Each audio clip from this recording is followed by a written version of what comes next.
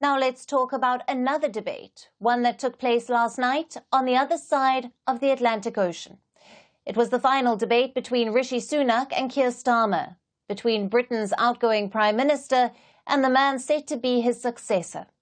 Because unlike in the US, Britain's election isn't a close contest.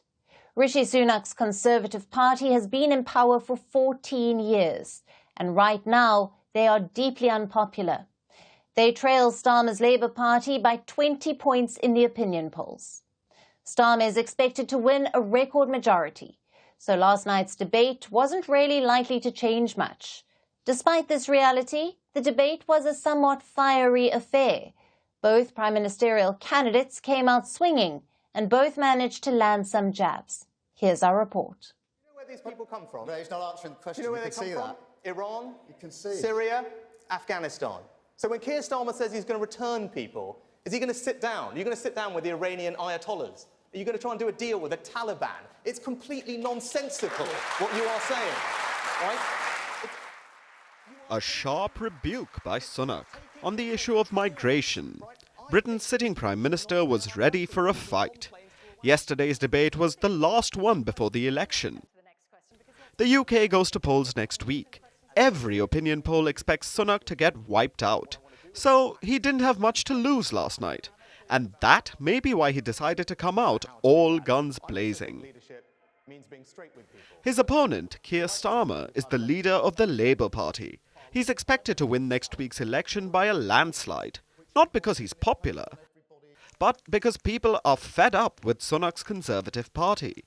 The Conservatives, or Tories, have ruled the UK for 14 years. In this time, they've had 5 prime ministers. They went through Brexit. Their economy is in turmoil. And during COVID, the Tories angered everyone by partying during lockdown. All these missteps have led to public anger. The Tories are 20 points behind Starmer and his Labour Party in opinion polls. Starmer is on the verge of becoming Prime Minister, so all he really had to do was survive Sunak's onslaught last night. He even managed a few zingers of his own. And I just want to address Beverly's point. You opposed it when I announced it. You literally opposed it. If you listen to people in the audience across the country more often, you might not be quite so out of touch. Beverly.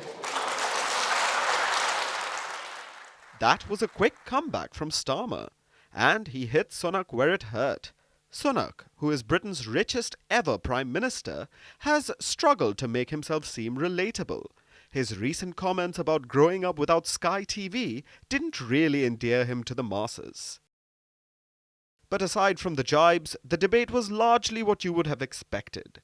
Starmer was criticising everything that Sunak and the Tories have done over the years, including the most recent scandal, the betting scam, where 2 Tory candidates and 2 party officials are being probed for betting on the date of the UK election, which is allowed over there, but these 4 Conservatives may have placed the bets while having inside information about Sunak's plans, and betting with insider knowledge is still a crime. That is the latest Tory blunder that Sunak was forced to apologise for. So Starmer, of course, capitalised on that. I think over the last 14 years, politics has become too much about self-entitlement and MPs thinking about what they can get for themselves. And one of the important choices, and the thing that I would like to do if I'm elected Prime Minister, is to reset politics so that politics returns to public service. So who won the debate? A survey after the face-off said it ended at 50-50. While there was no clear winner here, Starmer is on course to win the election next week. The most telling moment of the debate may have been this, when someone asked, "Are you two really the best we've got?" It sums up the mood ahead of the British elections.